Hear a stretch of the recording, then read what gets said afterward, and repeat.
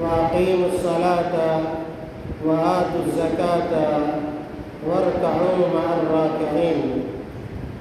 وقال النبي صلى الله عليه وسلم: وصلوا كما رأيتموني أصلي. حاضرین گرامی قدر، اور اس ادارے کے جملہ ذمہ داران، بڑی سعادت کی بات ہے اور ہمارے لیے خاص طور سے مسرت اور شادمانی کا موقع ہے کہ اللہ رب العالمین نے مجھے غالباً یہ تیسری مرتبہ یہ موقع دیا کہ میں اپنے ضلع کی اس ادارے میں حاضر ہو سکوں۔ یہ ادارہ اب محتاج تعارف نہیں رہا ہے۔ یہ ادارہ مدرسہ ہدایت المسلمین بچھارپور اپنی کارکردگی کے لیے، اپنی علمی اور تعلیمی خدمات کے لیے پورے ضلع میں متعارف ہے۔ ہم دعا گو ہیں کہ اللہ رب العالمین اس ادارے کو دن دونی اور رات چوگنی ترقی عطا فرمائے۔ یہاں کے ذمہ داران کو اللہ رب العالمین عزم اور حوصلہ عطا فرمائے، اور یہاں کے جو اساتذہ کرام ہیں، ہمارے سامنے ذمہ داروں کے اسماء بھی ہیں، نام بھی ہیں، اور یہاں جو اساتذہ ہیں ان کے اسماء گرامی بھی ہیں، لیکن نام لینے کے بجائے میں اجمالی طور پر سب کا تذکرہ کر رہا ہوں، اور خاص طور سے میں اللہ تعالیٰ سے دعا کرتا ہوں کہ اللہ رب العالمین تمام اساتذہ کرام کے دل میں اخلاص کی دولت پیدا کر دے، تاکہ جس طرح وہ کام کر رہے ہیں مزید ذوق اور شوق کے ساتھ اپنی خدمات و انجام دے سکیں۔ محترم حاضرین کرام، چونکہ ہمارے سامنے دو طرح کے سامعین ہیں، کچھ ایسے سامعین ہیں جن کا تعلق قرب و جوار سے ہے، اور کچھ ایسے سامعین ہیں جو مدرسے کے اساتذہ بھی ہیں، مدرسے کے طلباء بھی ہیں۔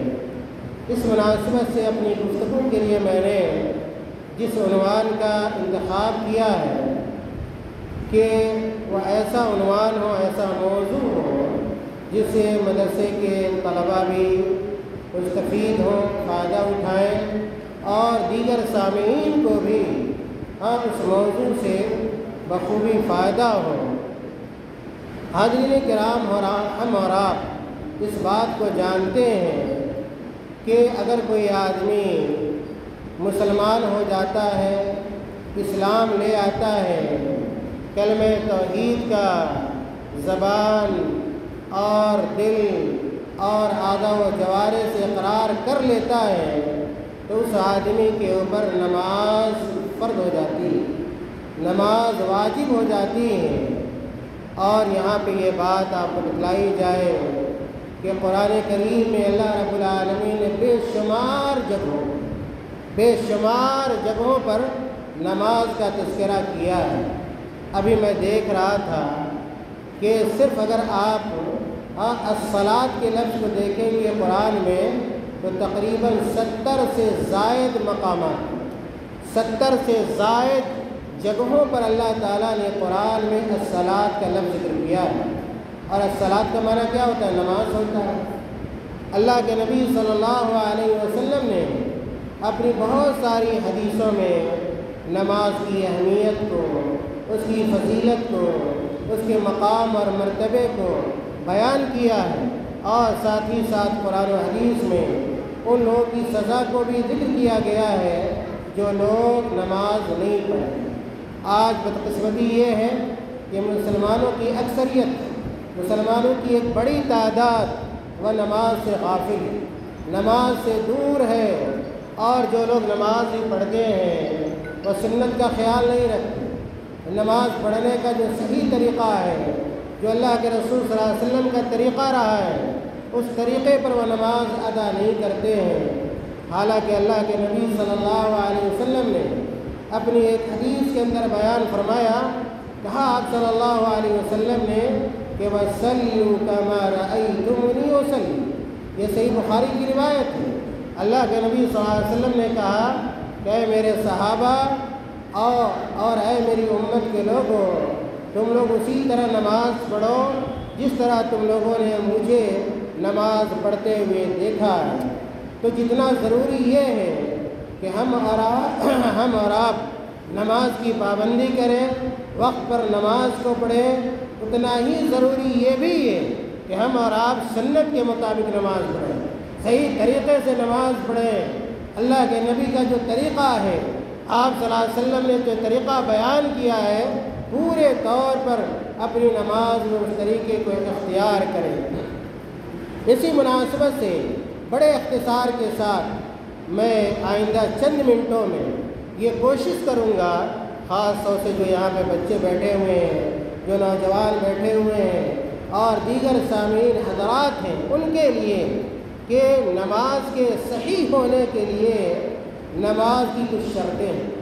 نماز کے صحیح ہونے کے لیے نماز کی کچھ شرطیں ہیں، نماز کے کچھ ارکان ہیں، نماز کے کچھ واجبات ہیں۔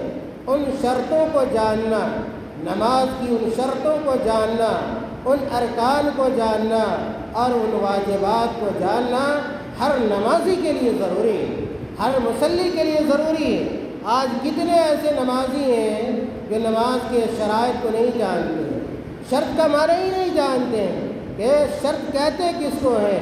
آپ یاد رکھیے کہ نماز کی شرطیں ان امور کو کہا جاتا ہے کہ جب تک وہ امور ہماری نماز میں نہیں پائے جائیں گے، وہ چیزیں ہماری نماز میں نہیں ہوں گی، ہماری نماز صحیح نہیں ہو سکتی ہے، ہماری نماز درست نہیں ہو سکتی ہے، ہماری نماز پر پورا اجر و ثواب نہیں ہو سکتا ہے۔ نماز کی شرطوں کو بہت سارے اہل علم نے بیان کیا ہے، خاص طور سے شیخ محمد بن عبد الوہاب رحمۃ اللہ علیہ، جو ایک جید عالم دین گزرے ہیں اور عقیدے کی اصلاح میں ان کا بڑا کارنامہ ہے، بڑی کاوشیں اور ان کی کوششیں رہی ہیں۔ ان کی ایک بہت ہی مختصر کتاب ہے شروط الصلاۃ و ارکانھا و واجباتھا، یہ ایک چھوٹا سا رسالہ ہے شیخ محمد بن عبد الوہاب رحمۃ اللہ علیہ کا۔ شیخ رحمۃ اللہ علیہ نے اس رسالے کے شروع میں نماز کی شرطوں کو بیان کیا ہے، اور میں نے آپ کو بتلایا کہ شرط کس کو کہتے ہیں۔ شرط اس چیز کو کہتے ہیں جس کا پایا جانا ضروری ہے، اگر وہ چیز نہیں پائی جائے گی تو پھر کیا ہے، ہماری نماز کیا ہے، درست کیا ہے، نہیں ہوگی۔ اور یہ آپ کو جاننا چاہیے کہ نماز کی کل 9 شرطیں ہیں، نماز کی کل 9 شرطیں ہیں۔ ان شرطوں کا پایا جانا نماز کی صحت کے لیے، نماز کے صحیح ہونے کے لیے ضروری ہے۔ اور وہ 9 شرطیں کون کون سی ہیں؟ وہ 9 شرطیں کون کون سی ہیں؟ سب سے پہلی شرط یہ ہے کہ آدمی مسلمان ہو، آدمی مسلمان ہو، اسلام پایا جائے۔ اگر کوئی آدمی غیر مسلم ہے، اگر کوئی کافر ہے اور نماز پڑھتا ہے تو کیا اس کی نماز صحیح ہوگی؟ اس کی نماز قطعی طور پر صحیح نہیں ہوگی، اس لیے کہ نماز کے صحیح ہونے کے لیے آدمی کا مسلمان ہونا ضروری ہے۔ اجمال کے بعد میں تھوڑی سی تفصیل ان شرطوں کی بیان کروں گا۔ تو پہلی شرط جو نماز کی ہے وہ اسلام ہے، یعنی آدمی مسلمان ہو۔ دوسری شرط یہ ہے کہ نماز اس وقت صحیح ہوگی جب آدمی عقل مند ہو، جب آدمی کے اندر عقل ہو، سوجھ بوجھ ہو۔ اسی طرح نماز کی تیسری شرط یہ ہے کہ جو نماز پڑھ رہا ہے اس کے اندر شعور پایا جائے، اچھے برے کی تمیز ہو، اچھے برے میں فرق کر سکے۔ یہ نماز کی تیسری شرط ہے۔ پہلی شرط مسلمان ہو، دوسری شرط یہ کہ وہ عقل مند ہو، تیسری شرط یہ ہے کہ اچھے برے کی پہچان وہ کر سکتا ہو، اور چوتھی نماز کی شرط یہ ہے کہ اگر وہ ناپاک ہو تو پاکی حاصل کرے۔ اگر وہ ناپاک ہے، اگر اس نے پیشاب کیا ہے، پاخانہ کیا ہے، تو وہ وضو بنا لے، اور اگر غسل کرنے کی ضرورت ہے تو غسل کرے۔ پتہ یہ چلا کہ ناپاکی کی حالت میں نماز قبول نہیں ہوتی ہے، نماز صحیح نہیں ہوتی ہے۔ اسی طرح نماز کی 5ویں شرط یہ ہے کہ اگر کہیں پہ گندگی لگی ہوئی ہے، نجاست لگی ہوئی ہے، چاہے بدن کے اوپر نجاست ہو، یا یہ کہ کپڑے کے اوپر نجاست ہو، یا یہ کہ جہاں پر آپ نماز پڑھ رہے ہیں وہاں پہ اگر غلاظت اور نجاست ہے تو آپ اس نجاست کو دور کر لیجئے۔ گندی جگہ پر اگر آدمی نماز پڑھتا ہے، یاد رکھیے اس کی نماز صحیح نہیں ہوتی ہے۔ اسی طرح نماز کی 6ٹھی شرط یہ ہے کہ آدمی جسم کے اس حصے کو ڈھانپ لے، چھپا لے جس کا چھپانا نماز میں ضروری ہے۔ اس کی میں نے کہا کہ مختصر تفصیل آگے آ رہی ہے۔ اسی طرح نماز کے صحیح ہونے کے لیے یہ بھی ضروری ہے کہ آپ نماز اس وقت پڑھیں۔ آپ نماز اس وقت پڑھیں جب نماز کا وقت ہو جائے۔ نماز کا اگر وقت نہیں ہوا ہے اور اس سے پہلے ہی آپ نماز پڑھتے ہیں، مثال کے طور پر کہ ظہر کا وقت نہیں ہوا، اگر کوئی آدمی ظہر سے پہلے ہی نماز پڑھے اس کی نماز ہوگی؟ ہرگز اس کی نماز نہیں ہوگی۔ پتہ یہ چلا کہ نماز کے صحیح ہونے کے لیے نماز کا وقت ہونا ضروری ہے۔ اسی طرح نماز کی شرطوں میں سے 8ویں شرط یہ ہے کہ نماز پڑھنے والا قبلہ رو ہو۔ نماز پڑھنے والا قبلہ رو ہو۔ اگر آپ قبلہ رو ہو کر قبلے کی طرف چہرہ کر اگر ہم اور آپ نماز نہیں پڑھتے ہیں تو پھر کیا ہماری نماز صحیح نہیں ہوتی ہے۔ اور نماز کی آخری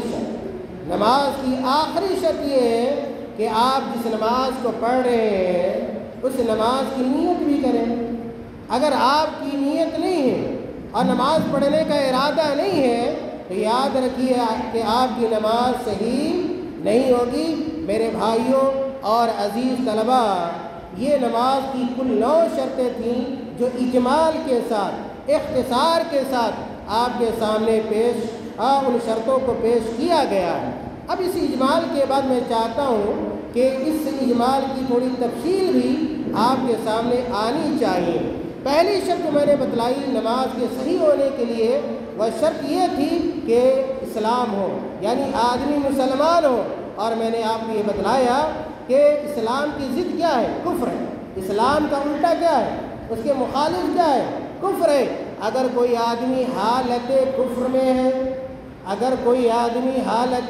میں ہے، لاکھ نماز پڑھے اس کی نماز ہوگی؟ ہرگز نہیں ہوگی۔ کیوں؟ اس لیے کہ کافر کا عمل مردود ہے۔ کافر کا عمل مردود ہے۔ حالت کفر میں کیے گئے کسی بھی عمل کو اللہ رب العالمین قبول نہیں کرتا ہے۔ جب کوئی عمل قبول نہیں ہوتا ہے تو نماز تو ایک بڑا عمل ہے، نماز تو ایک بڑا عمل ہے، عظیم الشان عمل ہے، تو نماز کیسے حالت کفر میں اللہ تعالیٰ کے یہاں قبول ہو سکتا ہے؟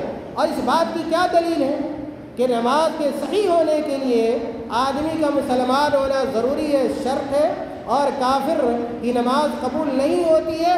دیکھیے اللہ تعالیٰ نے قرآن کے اندر ارشاد فرمایا، اللہ تعالیٰ نے کہا وَمَن يَبْتَغِ غَيْرَ الْإِسْلَامِ دِينًا فَلَن يُقْبَلَ مِنْهُ وَهُوَ فِي الْآخِرَةِ مِنَ الْخَاسِرِينَ۔ اللہ تعالیٰ نے قرآن میں کہا کہ جو آدمی اسلام کے علاوہ کسی اور دین کا متلاشی ہوتا ہے فَلَن يُقْبَلَ مِنْهُ، اللہ رب العالمین اس دین کو قبول نہیں کرتا ہے۔ اللہ تعالیٰ کے یہاں اگر کسی دین کا اعتبار ہے، کسی دین کا شمار ہے، اگر اللہ تعالیٰ کسی دین کو پسند کرتا ہے تو یاد رکھیے وہ دین اسلام ہے، دین اسلام ہے۔ اور آگے اللہ تعالیٰ نے کہا کہ اسلام کو چھوڑ کر اگر کوئی شخص کسی اور دین کو اختیار کرتا ہے تو اللہ تعالیٰ نے کہا وَهُوَ فِي الْآخِرَةِ مِنَ الْخَاسِرِينَ، کہ ایسا آدمی آخرت میں گھاٹا اٹھانے والے میں سے ہوگا۔ میرے بھائیوں، خلاصہ کلام یہ ہے کہ کافر کا عمل مردود ہوتا ہے، چاہے وہ جو بھی عمل کر لے، چاہے وہ صدقہ و خیرات دیں، رمضان کا روزہ رکھیں، نفلی روزہ رکھیں، کوئی بھی عمل حالت کفر میں اللہ تعالیٰ قبول نہیں کرتا ہے۔ اسی طرح ایک اور دلیل سنیے، اللہ تعالیٰ نے قرآن کریم کے اندر ارشاد فرمایا ما كان للمشركين ان يعمروا مساجد الله شاہدین علی انفسهم بالکفر، کہ اگر کوئی کافر، کوئی مشرک اللہ تعالیٰ کی مسجدوں کو تعمیر کرتا ہے، چاہے بنانے کے اعتبار سے تعمیر ہو یا کہ نماز پڑھنے کے اعتبار سے مسجدوں کو آباد کرنا ہو، تو اللہ تعالیٰ نے کہا کہ جب تک وہ آدمی حالت کفر پہ رہے گا اس کا عمل مردود ہوگا، غیر مقبول ہوگا۔ بلکہ اللہ تعالیٰ نے آگے یہاں تک کہہ دیا اولئک حبطت اعمالہم، ایسے لوگ کے اعمال بیکار ہیں، ایسے لوگ کے اعمال بیکار ہیں، وفی النار ہم خالدون، اور ایسے لوگ ہمیشہ ہمیشہ جہنم میں رہیں گے۔ میرے بھائیوں، یہ نماز کی پہلی شرط ہے۔ نماز کی پہلی شرط یہ ہے کہ نماز کے صحیح ہونے کے لیے آدمی کا مسلمان ہونا ضروری ہے۔ اسی طرح دوسری شرط میں نے بتلائی کہ آدمی کے اندر عقل ہو، آدمی کے اندر عقل ہو، عقل مند آدمی، اور اس کے مخالف کیا ہوتا ہے؟ پاگل آدمی۔ اگر کوئی آدمی پاگل ہو گیا، مجنون ہو گیا، اور اس کی عقل اگر باقی نہیں ہے تو یاد رکھیے کہ پاگل کے اوپر، مجنون کے اوپر نماز واجب نہیں ہے، اور اگر وہ نماز پڑھتا بھی ہے تو اس کی نماز صحیح نہیں ہوتی ہے۔ کیوں؟ اس لیے کہ اس کے اندر سوچنے سمجھنے کی صلاحیت نہیں ہے، اور مجنون کے عمل کو اللہ رب العالمین نے، اگر مجنون غلطی بھی کر دے، اگر دین مخالف، شریعت مخالف کوئی کام انجام بھی دے دے، تو یاد رکھیے کہ مجنون کے ایسے اعمال کو اللہ تعالیٰ معاف کر دیتا ہے اور اس پر کوئی گرفت نہیں ہوتی ہے۔ اللہ کے رسول صلی اللہ علیہ وسلم نے ایک حدیث کے اندر بیان فرمایا، بڑی مشہور حدیث ہے، اللہ کے نبی صلی اللہ علیہ وسلم نے کہا رفع القلم عن ثلاثۃ، رفع القلم عن ثلاثۃ، کہ اللہ رب العالمین نے اپنے قلم کو 3 لوگوں سے اٹھا لیا ہے۔ کیا مطلب ہے؟ کہ 3 طرح کے لوگ کوئی بھی اگر عمل کرتے ہیں تو ان کے عمل کا اعتبار نہیں ہوتا ہے، شمار نہیں ہوتا ہے، ان کے عمل پر ان کی گرفت نہیں ہوتی ہے۔ یہ 3 طرح کے لوگ کون ہیں؟ اللہ کے نبی صلی اللہ علیہ وسلم نے اس حدیث کے آگے کہا کہ النائم حتی یستیقظ، النائم حتی یستیقظ، کہ سونے والا آدمی جب تک جگ نہ جائے، اس کے اگر سویا ہوا ہے اور سونے کی حالت میں کچھ اول فول بک رہا ہے، کچھ کہہ رہا ہے، تو اس کا کوئی اعتبار نہیں ہے یہاں تک کہ وہ آدمی جگ جائے۔ سویا ہوا آدمی کس کے مانند ہوتا ہے؟ گویا وہ آدمی مردے کے حکم میں ہوتا ہے، اور مردے پر کوئی حکم ہوتا ہے؟ کوئی حکم نہیں ہوتا ہے۔ اس لیے اللہ کے نبی نے کہا کہ اگر سونے کی حالت میں کوئی آدمی کوئی بات بولتا ہے، کوئی اگر نازیبا کلمہ ہی اپنی زبان سے ادا کر دیا، یاد رکھیے کہ اللہ تعالیٰ اس پر گناہ نہیں لکھتا ہے۔ اسی طرح اللہ کے نبی نے آگے کہا والمجنون حتی یفق، والمجنون حتی یفق، کہ پاگل آدمی جب تک کہ اس کا پاگل پن دور نہ ہو جائے، ختم نہ ہو جائے، اور وہ ٹھیک نہ ہو جائے، تو اس کے اوپر کوئی عمل کا ہے واجب کا نہیں، نماز بھی واجب نہیں ہے۔ اور تیسری چیز جو اللہ کے نبی نے بتلائی والصغیر حتی یبلغ، والصغیر حتی یبلغ، کہ چھوٹا بچہ ہے، چھوٹے بچے کے اوپر نماز واجب ہے؟ نہیں ہے واجب۔ یہ اور بات ہے، ٹریننگ کے لیے، مشق کے لیے والدین کو چاہیے کہ اپنے بچوں سے نماز پڑھوائے، ان کو مسجد لائے اور ان کو عادت دلوائے، لیکن کیا ہے کہ بچے کے اوپر جب تک وہ بڑا نہ ہو جائے، بالغ نہ ہو جائے، نماز واجب میرے بھائیوں نہیں ہے۔ اسی طرح نماز کی تیسری شرط جو میں نے بیان کی کہ نماز اس وقت صحیح ہوگی جب اس کے اندر کیا ہے تمیز پائی جائے، یعنی اچھے برے کی پہچان وہ کر سکتا ہو، اور تمیز کی الٹا کیا ہے؟ الصغر ہے، یعنی کہ اگر کوئی بچہ ہے اچھے برے کی تمیز نہیں کر سکتا ہے تو اس کے اوپر نماز کیا واجب نہیں ہے، اور نماز کیا اگر پڑھے بھی تو صحیح نہیں ہے۔ مثال کے طور پہ اگر 7 سال کا ہو گیا، یا کہ 7 سال سے کم کا ہے، اللہ کے نبی صلی اللہ علیہ وسلم نے ایک حدیث کے اندر بیان فرمایا کہ مروا ابناءکم بالصلاۃ لسبع، کہ جب بچہ 7 سال کا ہو جائے، جب بچہ 7 سال کے گارجین لوگوں کو سننا چاہیے اور اس حدیث پر عمل کرنا چاہیے۔ اللہ کے نبی نے کہا کہ مروا اولاد ابناءکم بالصلاۃ لسبع، کہ جب بچہ تمہارے بیٹے کی عمر جب 7 سال ہو جائے تو انہیں نماز کا حکم دو، وَاضْرِبُوهُمْ عَلَيْهَا لِعَشْرٍ، لیکن اگر بچے کی عمر 10 سال کی ہو جاتی ہے پھر بھی نماز نہیں پڑھتا ہے تو پھر ایسے بچے کو اللہ کے نبی صلی اللہ علیہ وسلم نے مارنے کا حکم دیا ہے۔ اور مزید اللہ کے نبی صلی اللہ علیہ وسلم نے کہا وَفَرِّقُوا بَيْنَهُ فِي الْمَضَاجِعِ کہ جب بچے کی عمر 10 سال ہو جائے، جب بچے کی عمر 10 سال ہو جائے اس کا بستر الگ کر دو۔ گارجین کو چاہیے کہ ان کا بستر جدا کر دے، الگ کر دے، والدین کے ساتھ، ماں باپ کے ساتھ۔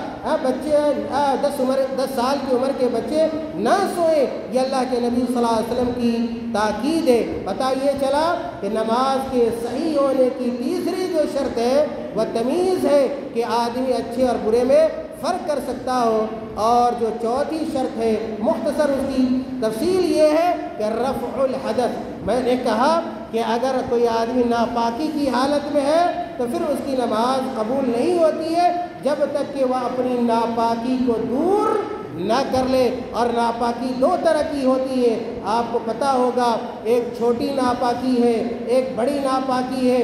اگر چھوٹی ناپاکی جیسے پیشاب ہے، پاخانہ ہے، اگر آپ کرتے ہیں تو اس کے بعد وضو بنانا ضروری ہے نماز پڑھنے کے لیے۔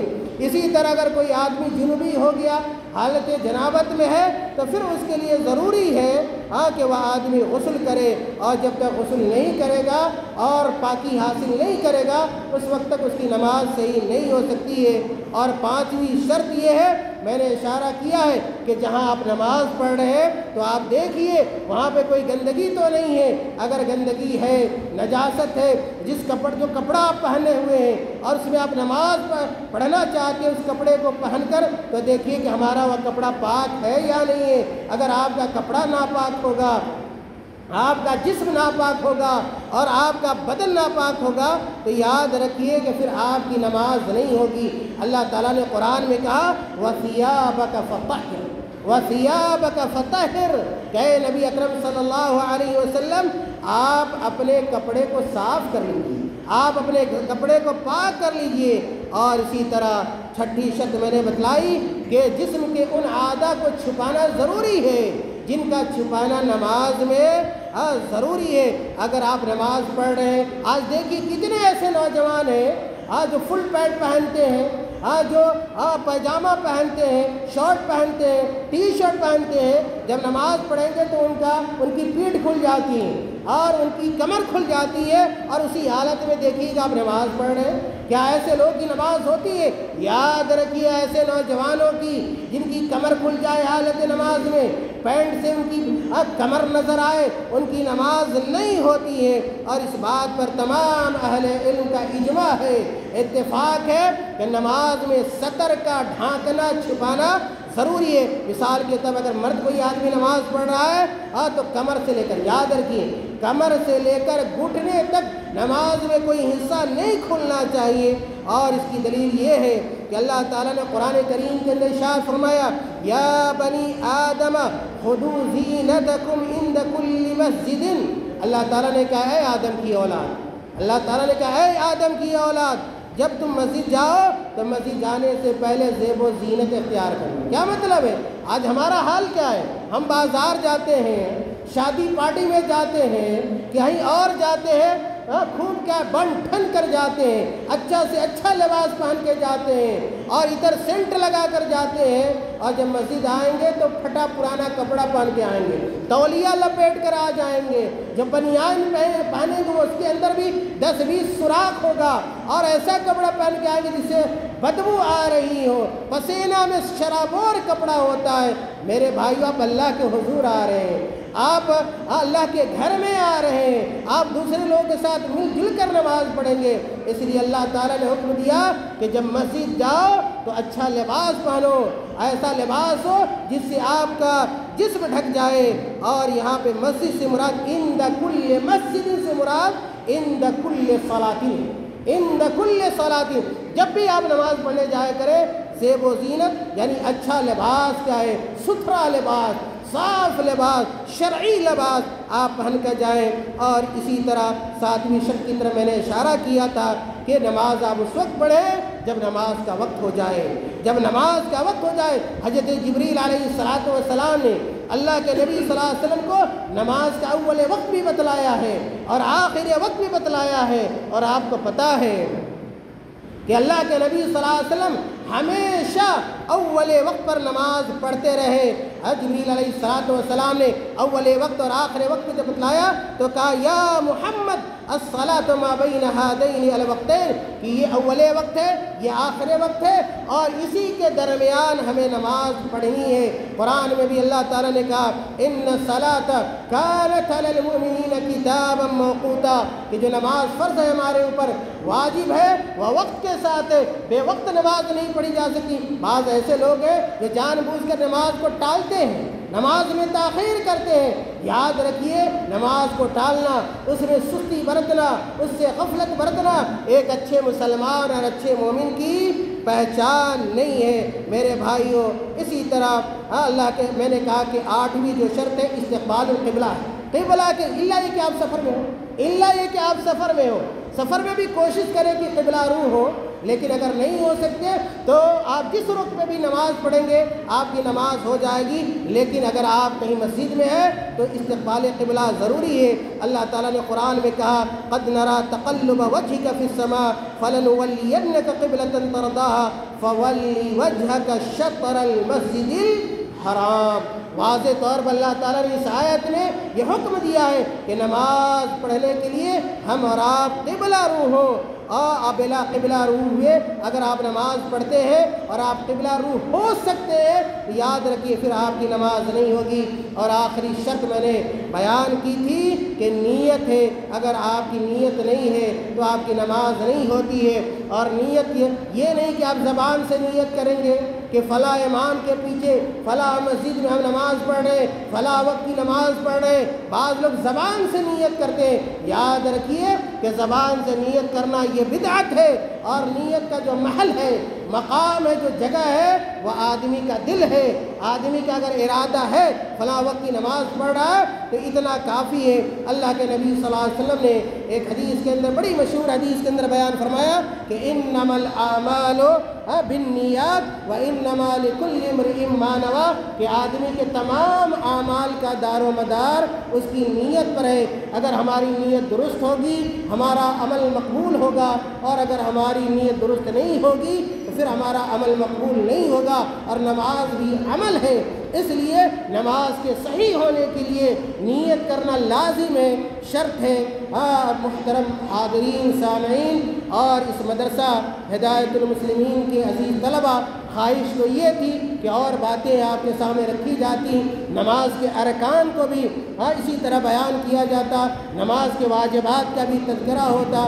چونکہ وقت ہمارے پاس نہیں ہے اور ابھی دوپہر کا بھی کھانا بھی ہم لوگوں نے نہیں کھایا ہے، آپ لوگوں نے بھی نہیں کھایا ہے، چنانچہ ایک بار پھر میں اس مدرسے کے جملہ ذمہ داران، مدرسہ ہدایت المسلمین کے جملہ ذمہ داران، خاص طور سے جناب محمد محمود صاحب ہیں، جناب محمد صاحب ہیں، جناب منصور صاحب ہیں، ماسٹر انور پرویز صاحب ہیں، اور اس مدرسے کے تمام اساتذہ کرام کے شکریہ کے ساتھ میں اپنی بات کو ختم کرتا ہوں، اور اللہ تعالیٰ سے دعا کرتا ہوں کہ اللہ تعالیٰ ہم تمام لوگ کے بیٹھنے کو، اللہ تعالیٰ ہم تمام لوگ کے سننے کو قبول فرما لے، اللہ تعالیٰ ہم تمام لوگ کے صغائر اور کبائر کو معاف کر دے، اور اللہ تعالیٰ جب تک دنیا میں زندہ رکھے اسلام پر قائم و دائم رکھے، اور جب ہمارا خاتمہ ہو ایمان پر ہو۔ وآخر دعوانا ان الحمد للہ رب العالمین، والسلام علیکم ورحمۃ اللہ وبرکاتہ۔ اور اس کے بعد ہمارے شیخ بھی ہیں جو اپنی بات رکھیں گے۔